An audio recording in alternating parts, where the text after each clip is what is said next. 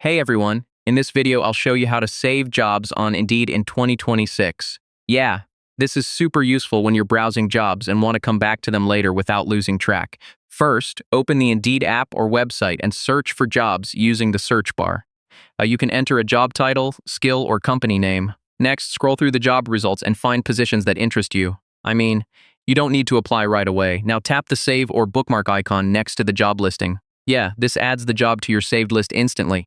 After saving, you can find all your saved jobs by going to the Saved Jobs section in your Indeed account.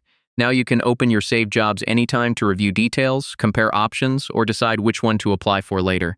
When you're ready, just open a saved job and click Apply. So, you don't lose any good opportunities while you're still deciding. And that's how to save jobs on Indeed in 2026. Hopefully this helps you organize your job search better. Thanks for watching, and I'll see you in the next tutorial.